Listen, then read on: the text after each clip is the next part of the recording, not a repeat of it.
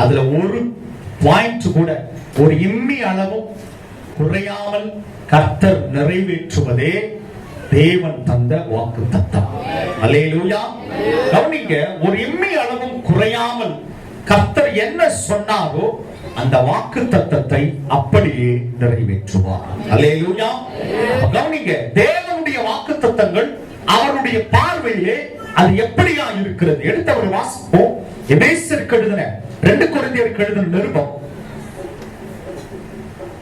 1வது அதிகாரம், 2 கொரிந்தியர் 1வது அதிகாரம் 20வது வசனம். எங்களால் தேவனுக்கு மகிமை உண்டாகும்படி தேவனுடைய வாக்குத்தத்தங்கள் எல்லாம் ஆம் என்றும் அவருக்குள் ஆமென் என்றும் இருக்கிறது. கவனிங்க, கர்த்தருடைய வார்த்தை இப்படியாய் சொல்கிறது, தேவனுடைய வாக்குத்தத்தங்கள் எல்லாம் இயேசு கிறிஸ்துவுக்குள் ஆம் என்றும் ஆமென் என்றும் இருக்கிறது. அல்லேலூயா. அப்ப நல்லா கவனிங்க, தேவனுடைய, அது பழைய ஏற்பாடா இருந்தாலும் புதிய ஏற்பாடா இருந்தாலும் தேவனுடைய வாக்குத்தத்தங்கள் ஆண்டவராகிய இயேசு கிறிஸ்துவுக்குள் அது அடங்கி இருக்கிறது. இயேசு கிறிஸ்துவுக்குள் ஆம் என்றும். அருமையான தேவ பிள்ளைகளே, அப்ப காரணம் என்ன? இயேசு கிறிஸ்து ஏதோ புதிய ஏற்பாட்டிலே வந்தவர், ஏதோ புதிய ஏற்பாட்டிலே தொடங்கினவர், ஏதோ புதிய ஏற்பாட்டின் நாட்களிலே உருவானவர் அல்ல. ஆதி முதலாய் பிதாவோடு கூட, பிதாவின் வலது பார்சத்திலே அவருடைய உண்மையாகவே தேவனுடைய குமாரனாய் அன்றைக்கும் இன்றைக்கும் என்றைக்கும் ஆதியும் அந்தமும் ஆல்பாவும் ஒமேகாவுமாய் என்றைக்கும் ஜீவிக்கிறவர் தான் நம்முடைய ஆண்டவராகிய இயேசு கிறிஸ்து. அல்லேலூயா. அப்ப நல்லா கவனிங்க, தேவனுடைய வாக்குத்தத்தங்கள் ஆண்டவராகிய இயேசு கிறிஸ்து மூலமாகவே நமக்குள் அது நிறைவேற்றப்படுகிறது. அல்லேலூயா. அநேகர் சொல்லலாம், இயேசு கிறிஸ்து புதிய ஏற்பாட்டுல தானே, அந்த பழைய ஏற்பாடுல தானே வாக்குத்தத்தங்கள் நிறைய இருக்கு. அப்ப பழைய ஏற்பாடுக்கும் இயேசு கிறிஸ்துவுக்கும் சம்பந்தம் இல்லை. கிடையவே கிடையாது. கவனிங்க, ஆதி முதலாய் ஆண்டவராகிய இயேசு கிறிஸ்து வார்த்தையின் தேவனாய் அவர் உருவேற்படுத்தி இருக்கிறார். அல்லேலூயா. ஆதியிலே வார்த்தை இருந்தது. ஆமென் சொல்லுங்க. ஆதியிலே வார்த்தை இருந்தது. அந்த வார்த்தை தான் ஆண்டவராகிய இயேசு கிறிஸ்து. அந்த வார்த்தையை கொண்டுதான் இந்த உலகத்தையும் நாம் பார்க்கிற இந்த அண்ட சராசரங்களையும் நம்முடைய தேவனாகிய கர்த்தர் உருவாக்கி இருக்கிறார். அல்லேலூயா. அப்ப நல்லா கவனிங்க, தேவனுடைய வாக்குத்தத்தங்கள் இயேசு கிறிஸ்து மூலமா தான். அப்ப நம்முடைய ஜெபங்கள் கூட நம்ம எப்படி ஏறெடுக்கிறோம்?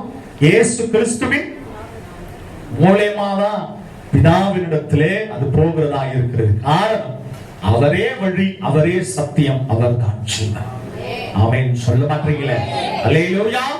அப்ப நல்லா கவனிங்க, தேவனுடைய வார்த்தை சொல்கிறது, தேவனுடைய வாக்குத்தத்தங்கள் எல்லாம் இயேசு கிறிஸ்துவுக்குள் ஆம் என்றும் ஆமென் என்றும் இருக்கிறது. அல்லேலூயா.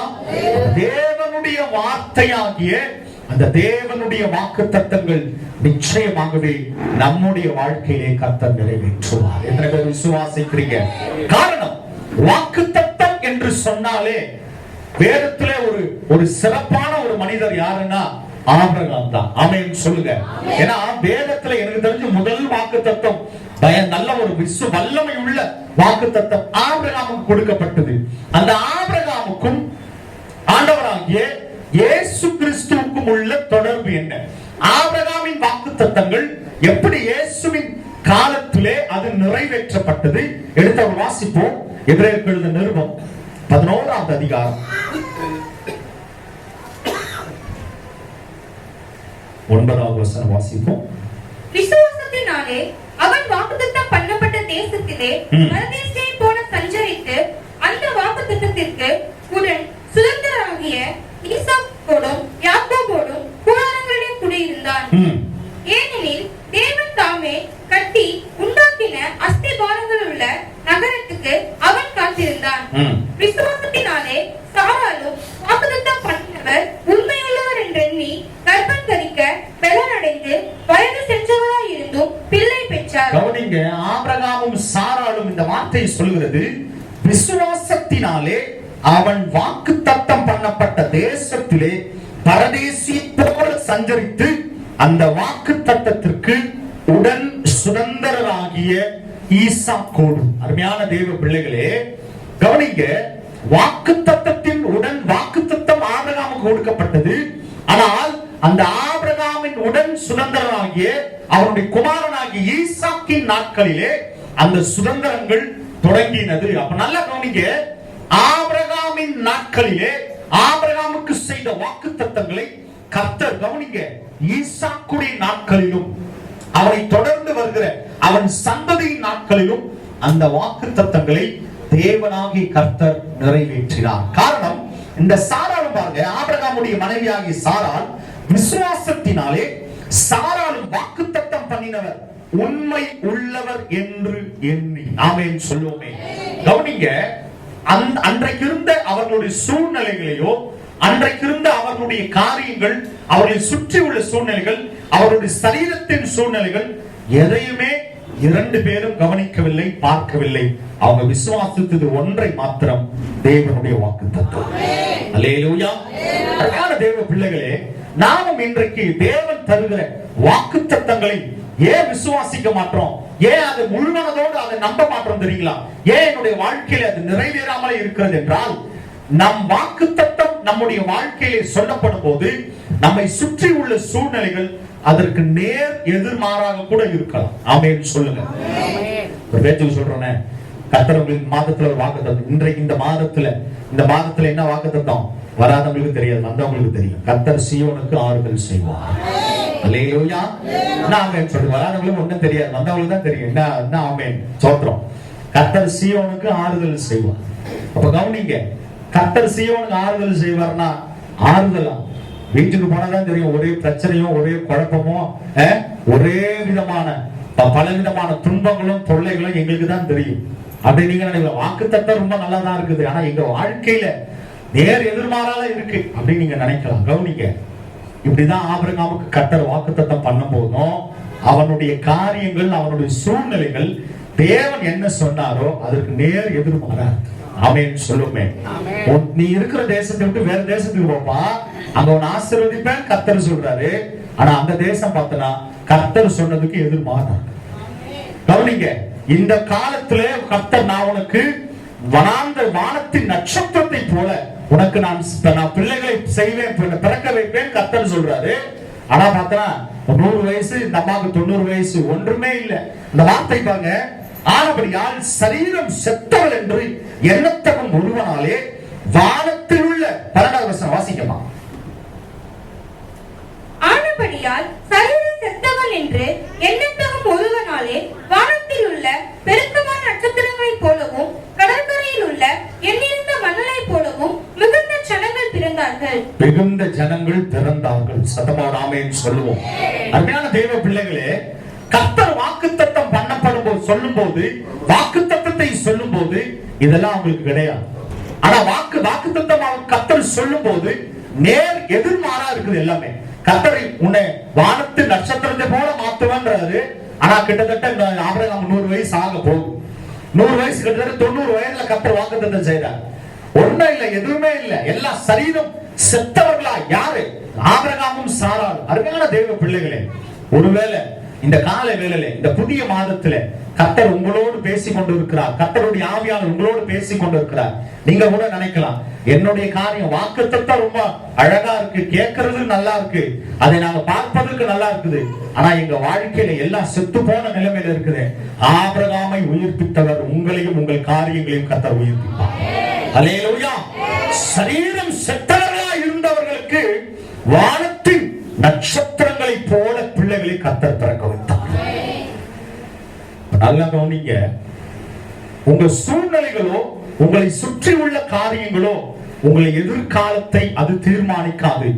உங்களையும் என்னையும் அண்ட சராசரங்களை உருவாக்கின தேவனாகிய கர்த்தர் மாத்திரமே உங்களுடைய ஒவ்வொரு நாளும் ஒவ்வொரு காரியங்களையும் கர்த்தர் உங்களோடு செய்கிற வாக்குத்தத்தங்களையும் அப்படியே ஒரு இம்மையளவு குறைவாமல் நிறைவேற்றும். அல்லேலூயா. நல்லா கவனிங்க, நாம் வாக்குத்தத்தத்தின் பிள்ளைகள் என்றால் அதனுடைய அர்த்தம் என்ன? அப்ப நல்லா கவனிங்க, இந்த ஆபிரகாமுடைய சந்ததியாகிய ஈசாக்கினிடத்திலே அந்த சுதந்திரம் கொடுக்கப்பட்டது. ஈசாக் என்ற அந்த பேரினுடைய அர்த்தம் என்னவென்று சொன்னால் சிரிப்பு, நகைப்பு என்று அர்த்தம். என்ன அர்த்தம் கவனிக்க, ஈசாக் என்றால் ஒரு விதமான சிரிப்பு, சந்தோஷம், நகைப்பு என்று அர்த்தம். கவனிங்க, இந்த காலை வேளையில வாக்குத்தத்தம் பண்ணப்பட்டு இருந்தோம், துக்க முகத்தோட வந்திருந்தீங்கன்னா கவனிங்க, ஈசாக்கின் சுதந்திரத்தை கர்த்தர் உங்களுக்கு தர வல்லவராய். எத்தனை பேர் ஆமென் சொல்றீங்க? ஈசாக்கின் சுதந்திரத்தை கர்த்தர், அந்த சிரிப்பை, அந்த நகைப்பை கர்த்தர் உங்களுக்குரியதாய் மாற்றுவார். எத்தனை பேர் விசுவாசிக்கிறீங்க? சத்தமாக ஆமென் சொல்லுவோமே. காரணம் என்ன என்று சொன்னால், தேவனுடைய வாக்குத்தத்தங்கள் இயேசு கிறிஸ்துவுக்குள்ளாய் ஆம் என்றும் ஆமென் என்றும் கர்த்தர் அப்படியே உங்களுக்கு செய்து முடிப்பார். அல்லேலூயா, அல்லேலூயா. கவனிங்க, அப்போ தேவனுடைய வாக்குத்தத்தங்களை நாம் விசுவாசிக்கிறதுல தான் அந்த வாக்குத்தத்தங்கள் எப்படியாய் நமக்கு நிறைவேறுகிறது என்று நாம் பார்க்க வேண்டும். அல்லேலூயா. அதை நாம் எவ்வளவு அதிகமாய் விசுவாசிக்கிறோமோ அவ்வளவு அதிகமாய் அந்த வாக்குத்தத்தங்கள் உங்க வாழ்க்கையிலே கர்த்தர் நிறைவேற்றும். சத்தமா ஆமென் சொல்லுவோமே. அல்லேலூயா. வாசிங்க ஒரு வசனம், ரோமருக்கு எழுதின நிருபம் 9வது அதிகாரம் 7 இருந்து வாசிப்போம். 9:7. அவர்கள் ஆபிரகாமின் சந்ததியாரானாலும் எல்லோரும் பிள்ளைகள் அல்லவே, ஈசாக்கினிடத்தில் உன் சந்ததி விளங்கும் என்று சொல்லி இருக்கிறதே. அது எப்படி என்றால், மாம்சத்தின்படி பிள்ளைகள் ஆனவர்கள் தேவனுடைய பிள்ளைகள் அல்ல, வாக்குத்தத்தத்தின்படி பிள்ளைகள் ஆனவர்களே அந்த சந்ததி என்று எண்ணப்படுகிறார்கள். அந்த வாக்குத்தத்தமான வார்த்தையாவது, குறித்த காலத்திலே வருவேன், அப்பொழுது சாராள் ஒரு குமாரனை பெறுவாள் என்பதே. கர்த்தருடைய பரிசுத்த நாமத்திற்கு ஸ்தோத்திரம். அவர்கள் ஆபிரகாமின் சந்ததியாரானாலும் எல்லாரும் பிள்ளைகள் அல்லவே. ஏன்னா ஏன் இந்த வார்த்தை இப்படி சொல்லப்படுதுன்னா, ஆபிரகாமுக்கு 2 பிள்ளைகள், ஒன்று ஈசாக்கு, இன்னொன்று இஸ்மவேல். ஈசாக்கு மாத்திரம்தான் வாக்குத்தத்தத்தின்படி பிறந்தவன், இஸ்மவேல் ஆபிரகாமுக்கு மாம்சத்தின்படி பிறந்தவன். அல்லேலூயா. அப்ப நல்ல கவனிங்க, இயேசு ஈசாக்கினுடைய சந்ததியில தான் பல ஆயிரம் வருடங்கள் கழித்து ஆண்டவராக இயேசு கிறிஸ்து அந்த சந்ததியில வருகிறார். அல்லேலூயா. காரணம் என்ன? அப்ப அதனாலதான் சொல்லப்படுகிறது, வாக்குத்தத்தங்கள் இயேசு கிறிஸ்துவின் மூலியமாய் அது எப்படி நிறைவேற்றப்படுகிறது என்றால், அந்த சுதந்திரம் ஈசாக்கினிடத்திலிருந்து ஆரம்பித்து ஆண்டவராகிய இயேசு கிறிஸ்து மூலியமாய் நாம் ஒவ்வொருவருக்குள்ளும் அது நிறைவேற்றப்படுகிறது. காரணம், அந்த வார்த்தை கவனிங்க, பிள்ளைகள் அல்லவே உன் சந்ததி ஈசாக்கினிடத்தில். ஏனென்றால் உன் சந்ததி விளங்கும் என்று சொல்லி இருக்கிறது ஈசாக்கினிடத்தில். காரணம் என்ன? அது எப்படி என்றால், மாம்சத்தின்படி பிள்ளையானவர்கள் தேவனுடைய பிள்ளைகள் அல்ல, வாக்குத்தத்தத்தின்படி பிள்ளைகள் ஆனவர்களே. எத்தனை பேர் விசுவாசிக்கிறீங்க? சத்தமா சொல்லுங்க. மாம்சத்தின் பிள்ளைகள் அல்ல, நாங்கள் மாம்சத்தின் பிள்ளைகள் அல்ல, வாக்குத்தத்தத்தின் பிள்ளைகள். அல்லேலூயா. அருமையான தெய்வ பிள்ளைகளே, ஆண்டவராகிய இயேசு கிறிஸ்துவுக்கும் நமக்கும் என்னங்க தொடர்பு இருக்கு? மாம்சத்தின் பிரகாரம் அவருக்கு நமக்கு எந்த தொடர்பு அல்ல, ஆனால் வாக்குத்தத்தத்தின் பிரகாரம் அவர் நம்முடைய தகப்பனாக இருக்கிறார். அல்லேலூயா. எத்தனை பேர் விசுவாசிக்கிறீங்க?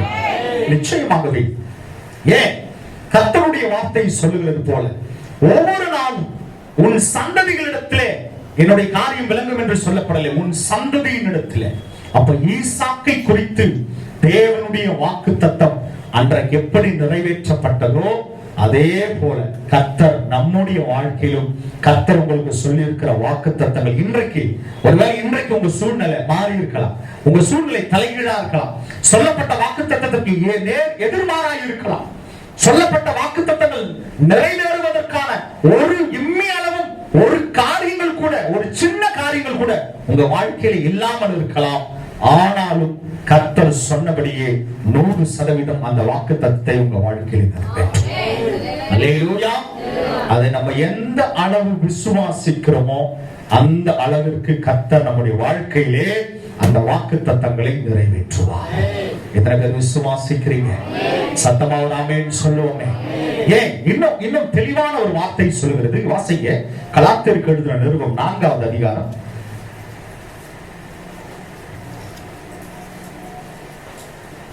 4:22. ஆபிரகாமுக்கு 2 குமாரர் இருந்தார்கள் என்று எழுதி இருக்கிறது. ஒருவன் அடிமை அனுபவத்தில் பிறந்தவன், பிறந்தவன். அடிமையானவனிடத்தில் பிறந்தவன் மாம்சத்தின்படி பிறந்தான். சுயாதீனம் உள்ளவனிடத்தில் பிறந்தவன் வாக்குத்தத்தத்தின்படி பிறந்தான். புரியுதுங்களா? அடிமையானவனிடத்தில் பிறந்தவன் அவன் எப்படி பிறந்திருக்கிறானா? கவனிங்க, மாம்சத்தின்படி.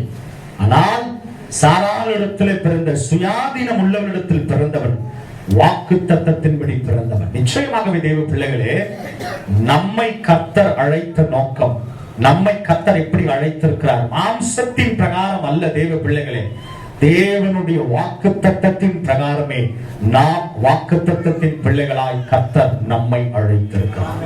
அல்லேலூயா.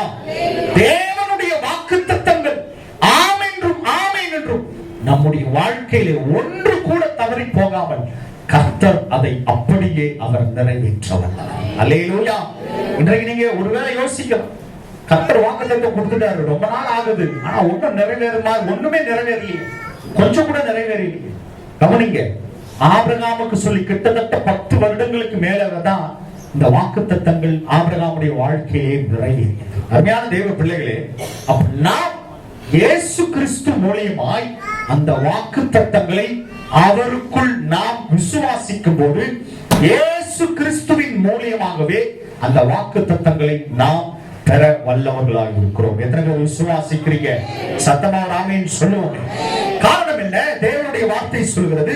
வாசிங்க, முதலே வாசிங்க, 28 வாசிங்க. சகோதரரே, நாம் ஈசாக்கை போல வாக்குத்தத்தத்து பிள்ளைகளாய் இருக்கிறோம். நாம் ஈசாக்கை போல வாக்குத்தத்தத்து பிள்ளைகளாய் இருக்கிறோம். எத்தனை பேர் சொல்றீங்க? சத்தமா சொல்லுங்க. நாங்க ஈசாக்கை போல, சத்தமா தான் சொல்லுங்க, ஈசாக்கை போல வாக்குத்தத்தத்து பிள்ளைகளாய் இருக்கிறோம். அல்லேலூயா. தேவ பிள்ளைகளே, கவனிங்க, இந்த ஈசாக்குடைய வாழ்க்கையை நீங்க நல்லா கூர்ந்து கவனிச்சீங்கன்னா தெரியும். அவனுக்கு எல்லாம் பல போராட்டங்கள், பல பிரச்சனைகள், பல வாக்குவாதங்கள் எல்லாம் வந்தது. ஆனா ஈசாக்கு பாருங்க, அதை குறித்து ஒன்னாவும் கவலைப்படல, எதை குறித்து அவன் விசனப்படல, எதை குறித்து அவன் அதெல்லாம் கண்டுக கூட இல்ல. அவனுக்கு ஒன்னே ஒண்ணு நல்லா தெரியும், கர்த்தர் என் தகப்பனார் இடத்துல சொன்ன வாக்குத்தத்தங்களை, எனக்கு சொன்ன வாக்குத்தத்தங்களை நிச்சயமா வாழ்க்கையிலே நிறைவேற்றியே தருவார். ஒரு குறைந்த அளவு கூட, ஒரு இம்மி அளவும் கூட அந்த வாக்குத்தத்தங்கள் என் வாழ்க்கையில குறையவே குறையாது. சொன்ன ஆசீர்வாதங்கள் என் வாழ்க்கையிலே நடந்தே தீரும். அல்லேலூயா. அதனாலதான் அவங்கிட்ட அந்த ஈசாக்கு இடத்துல பல ஊரார் வந்து வாக்குத்தத்தம் பண்ணி பலவிதமான வாக்குவாதம் பண்றாங்க, பலவிதமான எதிர்ப்பு தெரிவிக்கிறாங்க. அதை குறித்து அவன் கவலையே படல, அதை குறித்து அவன் வாக்குவாதமும் பண்ணல, எதுவுமே செய்யல. அவன் செய்தது ஒன்னே ஒண்ணுதான், தேவனுடைய வாக்குத்தத்தங்களை விசுவாசித்து நம்பி இருந்தான். அல்லேலூயா.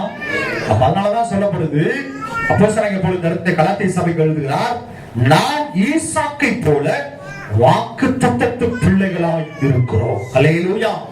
நிச்சயமாகவே தேவ பிள்ளைகளே, இந்த ஈசாக்கின் சந்ததியிலே வருகிறவர் தான், ஈசாக்கின் சந்ததியிலே தொடர்ந்து வருகிற தாவீது, தாவீதின் சந்ததியிலே வருகிற ஆண்டவராகிய இயேசு கிறிஸ்து. அப்ப நல்லா கவனிங்க, இயேசு கிறிஸ்து மூலமாய் நாம் பெற்றுக்கொண்ட அந்த வாக்குத்தத்தங்கள், இயேசு கிறிஸ்து நமக்கு செய்த வாக்குத்தத்தங்கள், அவர் மூலமாய் நான் பெற்ற வாக்குத்தத்தங்கள் என்ன? வாசிங்க, அதிலே கலாத்தியர்கள் நிருபம் 3வது அதிகாரம் 16 வாசிங்க. ஆபிரகாமுக்கும் அவருடைய சந்ததிக்கும் வாக்குத்தத்தங்கள் பண்ணப்பட்டன. சந்ததிகளுக்கு என்று அநேகரை குறித்து சொல்லாமல் உன் சந்ததிக்கு என்று ஒருவனை குறித்து சொல்லி இருக்கிறார். அந்த சந்ததி கிறிஸ்துவே. போதுமா? கவனிங்க, அந்த வார்த்தை கவனிங்க. சந்ததிகளுக்கு என்று தேவனாகிய கர்த்தர் சொல்லல, உன் சந்ததி. ஆமென் சொல்லுங்களேன். உன் சந்ததி என்று ஒருத்தர் குறிப்பிட்டிருக்கிறாரு.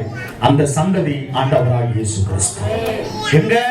ஆபிரகாமுக்கு செய்கிற வாக்குத்தத்தங்களை இயேசு கிறிஸ்துவின் நாட்களிலும் கர்த்தர் நிறைவேற்றி முடிக்கிறார். எத்தனை பேர் விசுவாசிக்கிறீங்க?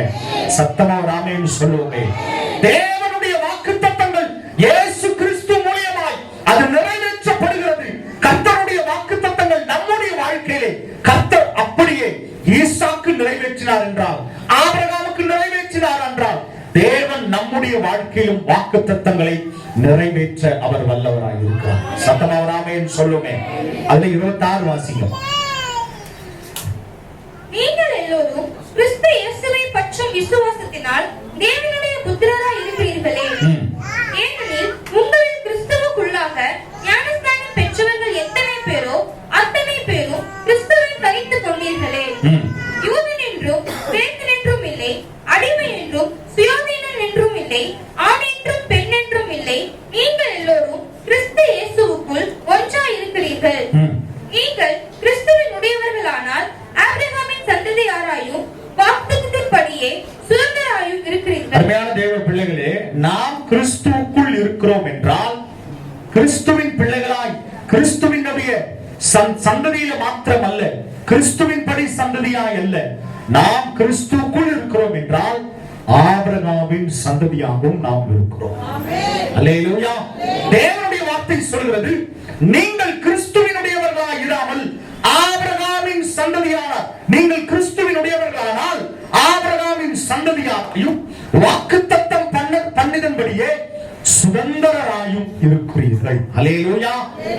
ஆபிரகாமுடைய 2 மகன்களுக்கு சுதந்திரம் ஈசாக்குக்கு மாத்திரம்தான். அருமையான தேவ பிள்ளைகளே, நிச்சயமாகவே இன்றைக்கும் கர்த்தர் கொடுக்கிற சுதந்திரம் வாக்குத்தத்தின் பிள்ளைகளாகி நமக்கு மாத்திரம்தான். எத்தனை பேர் ஆமென் சொல்றீங்க? கரங்களை உயர்த்தி சத்தமா ஆமென் சொல்லுவோம். அல்லேலூயா. வாக்குத்தத்தத்தின் பிள்ளைகளாகிய நமக்கு மாத்திரமே கர்த்தர் அந்த சுதந்திரத்தை கர்த்தர் தந்திருக்கிறார். அல்லேலூயா. நிச்சயமாகவே தேவ பிள்ளைகளே, இயேசு கிறிஸ்துவை போல நாமும் தேவனுடைய பிள்ளைகளாயும் சுதந்திரராயும். அப்படின்னா என்னங்க? இயேசு கிறிஸ்து தேவனிடத்திலே அவருக்கு என்ன அதிகாரம் இருக்கோ, என்ன உரிமை இருக்கோ, நமக்கும் தேவனுடைய பிள்ளைகளாகிய நமக்கும் கர்த்தர் அந்த உரிமையை, அந்த அதிகாரத்தை கர்த்தர் தந்திருக்கிறார். எத்தனை பேர் ஆமென் சொல்லுவோம்? சத்தமா ஒரு ஆமென் சொல்லுவோமே. அல்லேலூயா. அந்த வார்த்தை கவனிங்க. நீங்கள் கிறிஸ்துவின் உடையவர்களானால் ஆபிரகாமின் சந்ததியாராயும் வாக்குத்தத்தத்தின்படியே சுதந்திரராயும். அருமையான தேவ பிள்ளைகளே, அப்ப கர்த்தர் நமக்கு கொடுக்கிற சுதந்திரம் என்ன? கவனிங்க தயவு செய்து. கர்த்தர் நமக்கு கொடுக்கிற சுதந்திரம் என்ன? ஆண்டவராகிய இயேசு கிறிஸ்துவை போல அவர் தேவனுடைய குமாரன் என்று சொன்னால் நிச்சயமாகவே அந்த சுதந்திரத்தை இயேசு கிறிஸ்துவை போல நமக்கும் அந்த சுதந்திரத்தை ஆண்டவராகிய இயேசு கிறிஸ்து தருகிறார். அல்லேலூயா. கவனிங்க, ஆபிரகாமுக்கு 2 பிள்ளைகள் இருந்தால் ஈசாக்குக்கு மாத்திரம்தான் சுதந்திரம். அப்ப நிச்சயமாகவே இன்றைக்கும் நாம் வாக்குத்தத்தங்களை விசுவாசிக்கிறோம் என்றால், தேவனுடைய வாக்குத்தத்தத்தின் பிள்ளைகளாய் இருக்கிறோம் என்றால், நிச்சயமாகவே சொல்கிறோம், ஆபிரகாமின் சந்ததியாயும் இயேசு கிறிஸ்துவின் படி நாம் சுதந்திரராய் கர்த்தர் நம்மை உருவாக்கி இருக்கிறார். அல்லேலூயா. சுதந்திரம்னா என்ன செய்யலாம் சொல்லுங்க? உங்க அப்பாவுடைய சுதந்திரம் உங்களுக்கு வருமா வராதா? சொல்லுங்களேன். உங்க அப்பா நிறைய சொத்து எல்லாம் வச்சிருக்கு. உங்களை தான் கேட்கிறேன். உங்களோட தகப்பனார் நிறைய சொத்து வச்சிருக்கிற தகப்பனாருடைய சொத்து உங்களுக்கு சேருமா சேராதா? சத்தமா சொல்லுங்க. வருமா வராதா? தானா வரும். நீங்க எதுவுமே பண்ண வேணாம், நீங்க எதுவும் சொல்ல வேணாம், அதுக்காக போராடலாம், ரோட்டெல்லாம் வந்து போராட வேணாம். தானாவே அந்த சுதந்திரம் என்னுடையதுதான். அல்லேலூயா. அப்ப இயேசு சுதந்திரன் என்றால், ஈசாக்கு ஆபிரகாமின் சுதந்திரன் என்றால், இயேசு கிறிஸ்து அதற்கு உரிமையாளர் என்றால், நானும் அதற்கு சுதந்திரராய் நானும் கர்த்தரை ஏற்படுத்தினேன். அல்லேலூயா. அருமையான தேவ பிள்ளைகளே, கர்த்தர் உண்மையாகவே அப்ப நம்மை கர்த்தர் செய்த வாக்குத்தத்தங்களை நாம் விசுவாசித்தாலே போதும், அந்த சுதந்திரத்தில் நாம் பங்கடைவோம். அல்லேலூயா. காரணம் என்னவென்று சொன்னால், இந்த சுதந்திரம் இயேசு கிறிஸ்து நமக்கு எப்படி பெற்று தந்தார் தெரியுங்களா? புதிய ஏற்பாட்டின் பிரகாரம், புதிய உடன்படிக்கையின் மூலம் ஆண்டவராகிய இயேசு கிறிஸ்துவின் இரத்தத்தினாலே, பெரிய பெரிய மீட்பினாலே, மகா பெரிய மீட்பினாலே, அவருடைய இரத்தத்தினால் உண்டான இந்த வாக்குத்தத்தங்களை கர்த்தர் நமக்கென்று அவர் பெற்று தந்திருக்கிறார். எத்தனை பேர் விசுவாசிக்கிறீங்க? கவனிங்க அருமையான தேவ பிள்ளைகளே, இந்த உலகத்தின் பிரகாரம், இந்த உலகத்தின் தகப்பனார், ஒருவேளை இந்த உலகத்தின் தகப்பனார் எங்களுக்கு ஒண்ணும் பெருசா இல்ல, உங்களுக்கு பெருசா சொத்தெல்லாம் இல்லைங்க, பெரிய செல்வங்கள்லாம் இல்ல, எங்க உலகத்தின் தகப்பன் எங்களுக்கு பெரிய சொத்தெல்லாம் சேர்த்து வைக்கல, ஒன்னும் கவலைப்படாதீங்க. பரலோகத்தின் தகப்பன் நீங்கள் நினைத்து பார்க்க முடியாத செல்வங்களை உங்களுக்கு என்று அவர் வைத்திருக்கிறார். காரணம் என்ன தெரியுங்களா? அவருடைய இரத்தத்தினாலே நம்மை அவர் சுதந்திரராய் மாற்றி இருக்கிறார். எத்தனை பேர் ஆமென் சொல்றீங்க? காரணம் என்ன? கவனிங்க, ஒரு மனுஷனுடைய அவனுடைய சுபாவத்தை தீர்மானிக்கிறது அவனுக்குள் இருக்கிற, அவனுக்குள் ஒரு மனுஷனுக்குள்ளே இருக்கிற சுபாவத்தை தீர்மானிக்கிறது அவனுக்குள் இருக்கிற மரபணு என்று சொல்லப்படுகிற ஜீன் என்று சொல்லப்படுகிற மரபணு தான் அவனுடைய ரத்தத்திலே அது கலந்திருக்கு. அந்த ரத்தத்துல என்னென்ன சுபாவங்கள் இருக்கிறதோ அந்த மனிதனுக்குள்ள அது காணப்படும். அப்படின்னா அந்த அந்த சுபாவங்கள் எங்க இருந்து வந்திருக்கும்? கிட்டத்தட்ட 90% ஒரு மனுஷனுக்குள்ள இருக்கிற சுபாவம் அவங்களுடைய தகப்பனாருடைய சந்ததியிலிருந்து, தகப்பனாருடைய காரியத்திலிருந்து தான் அவன் அந்த மனுஷனுக்குள்ளே வந்திருக்கும். கரெக்டா இல்லையா? இதான் உண்மை. ஒரு மனுஷனுக்குள்ள இருக்கிற மரபணுக்குள்ள அவன் ரத்தத்திலே கலந்து அவங்க தகப்பனாரிடத்துல இருக்கிற சுபாவங்கள் என்னென்ன உண்டோ அதெல்லாம் ஒரு மனுஷனிடத்துல வரும். அருமையான தேவ பிள்ளைகளே, அப்போ இந்த பூமியின் பிரகாரம் எப்படி தகப்பனுடைய அந்த காரியங்கள் பிள்ளைகளிடத்திலே காணப்படுகிறதோ, பரம தகப்பனாகி இயேசு கிறிஸ்துவின் மூலமாய் நாம் தேவனுடைய சுதந்திரராய் மாத்திரமல்ல, தேவனால் நாம் மீட்கப்பட்டவர்களாய், தேவனை உண்மையாகவே தேவனை போல ஆண்டவராய் இயேசு கிறிஸ்துவை போல நாம் சுதந்திரராயும் கர்த்தர் நம்மை மீட்டிருக்கிறார் என்றால் காரணம் என்ன? ஒரு மனுஷனுக்குள்ள கவனிங்களேன், தகப்பன் எப்படி இருக்கிறாரோ, ஒரு அப்பா எப்படி இருக்கிறாரோ அதே போலதான் அந்த சுபாவங்கள் கிட்டத்தட்ட பிள்ளைகளிடத்துல காணப்படும். எல்லாரும் சொல்றாங்களே அப்பா போலயே இருக்குது, அப்படியே நல்லா பண்றதெல்லாம் அப்படியே பண்றாங்க. காரணம் அது மாற்றம் இல்ல, கிட்டத்தட்ட அது உண்மை. இந்த தகப்பனுடைய அந்த காரியங்கள் கிட்டத்தட்ட அந்த டிஎன்ஏ, அந்த ஜீன்ல இருக்கிற டிஎன்ஏல கண்டிப்பா இருக்கும். நான் நல்லா கவனிங்க அருமையான தெய்வ பிள்ளைகளே. ஆனா இன்றைக்கு உண்மையாகவே இயேசு கிறிஸ்துவின் ரத்தத்தினாலே கழுவப்பட்டு மீட்கப்பட்ட நமக்கு கவனிங்க, இந்த உலக தகப்பனுடைய காரியங்கள், சரி உலக தகப்பனுடைய சுபாவங்கள் மாத்திரம் இல்லங்க, கவனிங்க, அவருடைய சுபாவங்கள் அவருடைய செய்கைகள் மாத்திரம் அல்ல. உங்களுக்கு நீங்க டாக்டர் கிட்ட போனீங்கன்னு வைங்களேன், உங்ககிட்ட ஒரு விஷயம் கேட்பான், உங்களுக்கு என்னங்க பிரஷர் இருக்கா? தெரியலங்க, ஒரே மயக்கமா இருக்கு, தலையெல்லாம் சுத்தும். அப்படியா? சரி. உங்க அப்பாவுக்கு சுகர் இருக்கா? உங்க அம்மாவுக்கு பிபி பிரஷர் இருக்கா? ஃபர்ஸ்ட் இந்த கேள்வி எது கேக்குறாங்க? எனக்கு யோசிச்சிருக்கீங்களா? எது கேக்குறாங்க டாக்டருக்கு? எது கேக்குறாங்க? அவங்களுக்கு இருந்தா உங்களுக்கு சொல்லுங்க, அவங்களுக்கு இருந்தா. அப்ப தகப்பனிடத்துல என்னென்ன காரியங்கள் இருக்கோ அதெல்லாம் உண்ட வரும். அவர்கிட்ட நன்மை இருந்தா அதுவும் உண்ட வரும்.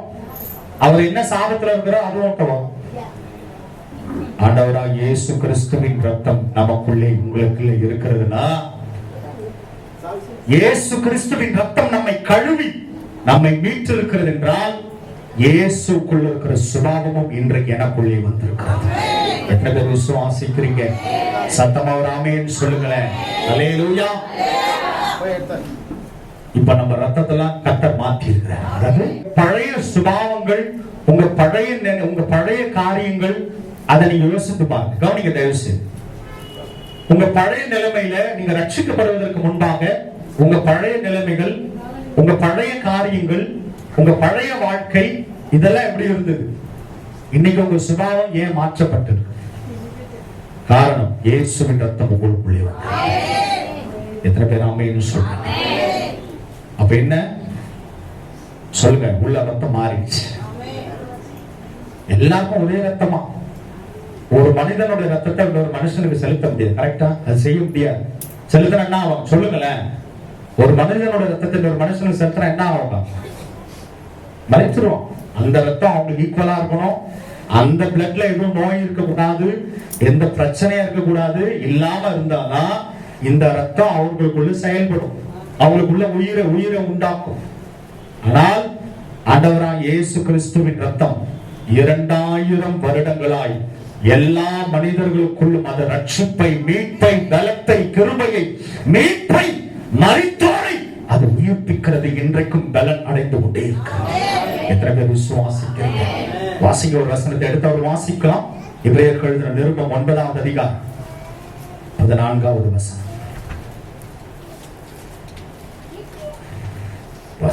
நித்திய ஆவியினாலே தம்மை தாமே பழுதற்ற பலியாக தேவனுக்கு ஒப்பு கொடுத்த கிறிஸ்துவினுடைய ரத்தம் ஜீவனுள்ள தேவனுக்கு ஊழியம் செய்வதற்கு உங்கள் மனசாட்சியை செத்த திகையை கிளற சுத்திகரிப்பது எவ்வளவு நிச்சயம். Praise the Lord. சத்தமா ஒரு ஆமென் சொல்லுவோமே. ஆண்டவராகிய இயேசு கிறிஸ்துவினுடைய ரத்தம் ஜீவனுள்ள தேவனுக்கு ஊழியம் செய்வதற்கு உங்கள் மனசாட்சியை செத்த கிரியைகளற சுத்திகரிப்பது எவ்வளவு நிச்சயம். அல்லேலூயா. உங்கள் மனசாட்சிக்கு விரோதமா பழைய பாவத்துல நான் பழைய வாழ்க்கையில் இருக்கும்போது மனசாட்சியில மதிக்கிறது கூட கிடையாது. அது ஏதோ சொல்லு உள்ள இருந்து சொல்லிக்கிட்டே இருப்போம். நம்ம வேலையை பார்த்துக்கிட்டே இருப்போம். நம்ம ஒரு காரியத்தை செய்துகிட்டே இருப்போம். நம்முடைய செத்த கிரியைகள் நமக்குள்ளே அது செயல்பட்டு கொண்டே இருந்தது. நம்முடைய ஆத்மாவில் இருக்கிற செத்த கிரியைகள் நமக்குள்ளே அது செயல்பட்டு கொண்டே இருக்கிறது. இயேசு கிறிஸ்துவின் இரத்தம் மாத்திரமே உங்களுடைய மனசாட்சி உள்ளே இருக்கிற செத்த கிரியைகளை அது சுத்திகரித்து வெளியே தூக்கியது. அல்லேலூயா. நல்லா கவனிங்க. அப்ப இந்த இயேசு கிறிஸ்துவின் ரத்தம், இதுதான் வாக்குத்தத்தத்தின் ரத்தம். இது எனக்குள்ளே வரும்போது கவனிங்க, என்னுடைய பழைய காரியங்கள் மாறி இருக்கிறது. அவருக்குள், என் தகப்பனுக்குள் இருக்கிற காரியங்கள் எனக்குள்ளே வந்திருக்கிறது. விசுவாசிக்கிற மாதிரி தெரியல. எத்தனை பேர் சொல்றீங்க இயேசுக்குள்ள இருக்கிற காரியம் எனக்குள்ள வந்திருக்குது? அல்லேலூயா. 4 பேர் தான் சொல்றாங்க. மத்தவங்களாம் வரலன்னு நினைக்கிறோம். இன்னும் எத்தனை பேர் சொல்றீங்க செத்த கிரியைகள் உள்ள அழிந்திருக்குது? அப்படி 4 பேர் தான். இந்த பக்கம் செத்த கிரியைகளால உங்களை சுத்திகரிப்பது அதிக நிச்சயம் கர்த்தருடைய வார்த்தை சொல்கிறது. செத்த உள்ள இருக்கிற செத்த கிரியைகள் எத்தனை அழிக்கப்பட்டிருக்கு? அல்லேலூயா. செத்த கிரியைகள் மாறி இருக்குதா இல்லையா? முதல்ல உள்ள ஒன்னொன்னு புட்டு வைக்கணும் போல இருக்கு. புட்டு வாழைப்பழம் வைக்கணும் போல, அப்பதான் ஸ்மூத்தா இருக்கும். புட்டு மட்டும் கொடுத்தாட்டீங்க, புட்டு வச்சா புட்டு வாழைப்பழம் கொடுக்கறதா ஸ்மூத்தா உள்ள போகும். அந்த மாதிரி நான் புட்டு வச்சா படிச்சு காணாம போயிட்டாங்க. அடவுத்த பேச ஆரம்பிச்சிட்டாங்க. பழம் எல்லாம் போயிட்டான். பாதி பேர் எல்லாம் அவங்க டைம் ஆயிடுச்சு சபைக்கு. கவனிக்க தேவ பிள்ளைகளே, நமக்குள் இருக்கிற சுபாவங்கள், நமக்குள் இருக்கிற நம்முடைய தலைமுறையாய் தொடர்ந்து வருகிற பாவங்கள், சாபங்கள், நம்முடைய முன்னோர்களின் பாவங்கள், முன்னோர்களின் சாபங்கள், இதெல்லாம் எது தெரியுமா மாத்தி இருக்கு? இயேசு கிறிஸ்துவினுடைய ரத்தம் எனக்குள்ளே மாற்றி. அல்லேலூயா. இப்ப நான் பழைய மனுஷன் இல்ல. சொல்லுங்க தைரியமா, வாக்குத்தத்தத்தின் பிள்ளை. அல்லேலூயா. இயேசு சுதந்திரரானால் நானும் இயேசுவை போல சுதந்திரராகிறேன். அல்லேலூயா. ஈசாக்கை போல, ஈசாக்கின் சந்ததியே வருகிற இயேசு கிறிஸ்துவின் நாமத்தினாலே அவரை கொண்டு வாக்குத்தத்தங்கள் என்னுடைய வாழ்க்கையிலே ஆம் என்றும் ஆமென் என்றும் அப்படியே கர்த்தர். அல்லேலூயா. எத்தனை பேர் விசுவாசிக்கிறீங்க? கர்த்தர் நிச்சயமாகவே அடுத்த 2000 வருடங்களாக இந்த ரத்தம் தான் எல்லாருக்குள்ளேயும் ஏத்துறோம். நாங்க எல்லாருக்குள்ளேயும் இயேசுவின் நாமம், இயேசுவின் ரத்தம் எல்லாருக்குள்ளேயும் ஏத்துறோம். மத்த ரத்தம் பாதி பேர் செத்து போயிடறாங்கன்றாங்க. இந்த ஒரு ரத்தம் மாத்திரம் தான் எத்தனை பேருக்கு ஏத்தனாலும் எல்லாரும் உயிர்ப்பிக்கப்படுறாங்க. அல்லேலூயா. அது செத்து போன ஆத்மாவையும் உயிர்ப்பிக்குது. சில நேரங்களில் செத்து போன மரித்து போன சடலங்களையும் மரித்து போன மாம்சத்தையும் அது உயிர்ப்பித்து நிறுத்துகிறது. அல்லேலூயா. எத்தனை பேர் விசுவாசிக்கிறீங்க? அந்த இயேசுவின் ரத்தத்தினாலதான் நம்மளாம் விடுதலை பெற்றிருக்கிறோம். அந்த புதிய உடன்படிக்கையான இயேசுவின் ரத்தம் தான் நம்மை வாக்குத்தத்தத்தின் பிள்ளைகளாய் மாற்றியிருக்கிறது. முந்தி நம்ம எப்படி இருந்தோம்? நீங்களே யோசிங்களேன். யோசிங்க, உங்க வாழ்க்கையை யோசிங்க. பழைய வாழ்க்கை எல்லாமே மாம்சம் தான், எல்லாமே மாம்சத்தின் சிந்தைகள் தான், மாம்சத்தின் காரியங்கள் தான். ஆனால் இயேசுவின் ரத்தம் எப்போ எனக்குள்ள வந்ததோ, அவருடைய சிந்தை உருவானதோ, நான் மாம்சத்தின் பிள்ளைகளாய் அல்ல, வாக்குத்தத்தத்தின் பிள்ளைகளாய் மாறியிருக்கிறேன். அல்லேலூயா. அப்ப ஒன்று நிச்சயம், ஆபிரகாமுக்கு கர்த்தர் நிறைவேற்றினார் என்றார், யாக்கோபு சுதந்திரராய் என்றார், ஆபிரகாமின் தேவன் நம்முடைய தேவனாய் இருக்கிறார். அல்லேலூயா. அவர்களுக்கு நிறைவேற்றின தேவன் எங்களுடைய வாழ்க்கையிலும் அந்த வாக்குத்தத்தங்களை நிறைவேற்றுவார். எத்தனை விசுவாசிக்கிறீங்க? அல்லேலூயா. கர்த்தர் நிச்சயமாகவே தேவனுக்குள் நிலைத்திருக்கிறவர்களாய், பலப்படுகிறவர்களாய் இந்த கடைசி நாட்களிலே அந்த வாக்குத்தத்தங்களை சுதந்திரிக்கிற பிள்ளைகளாய் கர்த்தர் என்று பலப்படும். அல்லேலூயா. நிச்சயமாகவே நம்முடைய மனசாட்சியின் செத்த கிரியைகளாக தேவன் நம்மை சுத்திகரித்திருக்கிறார் என்றால் ஒரே ஒரு காரியம் தான், கர்த்தர் நம்மிடத்தில் சொன்ன வாக்குத்தத்தம். எத்தனை பேர் விசுவாசிக்கிறீங்க?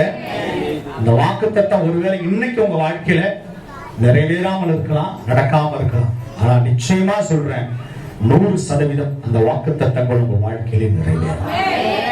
அல்லேலூயா. விசுவாசிக்கிற இன்னும் சத்தமா ஒரு ஆமென் சொல்லுங்க. கர்த்தருக்குள் பலப்படுகிறவர்களாய், தேவனுக்குள் வாக்குத்தத்தங்களை விசுவாசிக்கிறவர்களாய் மாத்திரமல்ல, அதை சுதந்திரிக்கிறவர்களாகவும் தேவனுடைய பிள்ளைகளாய் இயேசு கிறிஸ்துவின் மூலமாய் நாம் அதை பெற்றுக்கொள்வோம். ஆமென். தொடர்ந்து கர்த்தருக்குள் நிலைத்திருப்போம், கர்த்தருக்குள் பலப்படுவோம், தேவனுடைய ராஜ்யத்தை சுதந்திரிப்போம், வாக்குத்தத்தத்தின் பிள்ளைகளாய் பலப்படுவோம். கர்த்தருக்குள் நிலைத்திருப்போம், பலப்படுவோம். கர்த்தர் தாமே இந்த வசனங்களை ஆசீர்வதிப்பார். இருக்கிறது எழுந்திருப்போம்.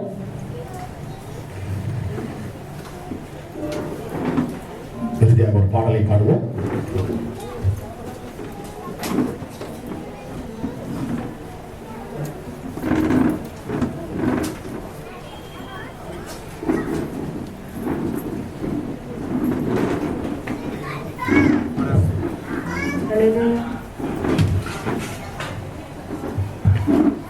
ஒரு நாளும் இணை மறவா தெய்வம் நீரே, நன்றியோடு உம்மை துதிக்கிறேன்.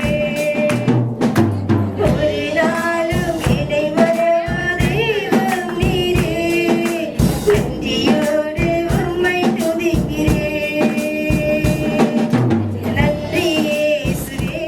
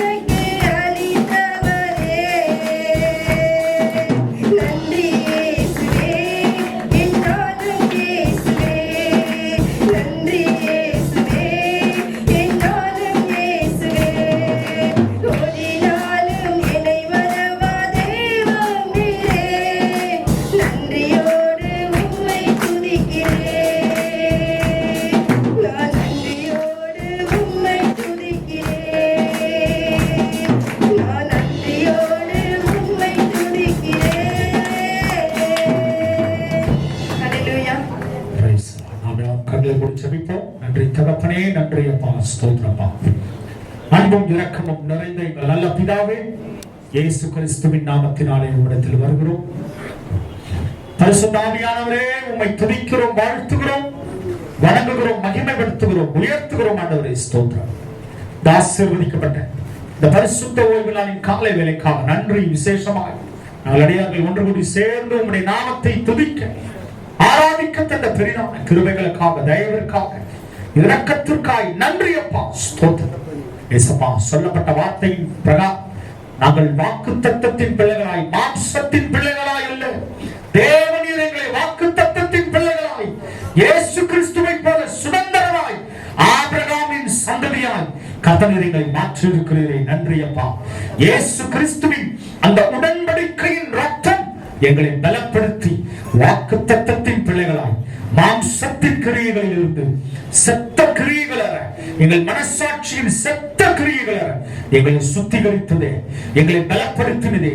கர்த்தரே, நீர் எங்களை நீதிமான்களாய் இயேசுவின் ரத்தத்தினாலே எங்களை கழுவு மீட்டு வாக்குத்தத்தத்தின் பிள்ளைகளாய் கர்த்தரை மாற்றி இருக்கிற கிருபைகளுக்காக நன்றி அப்பா.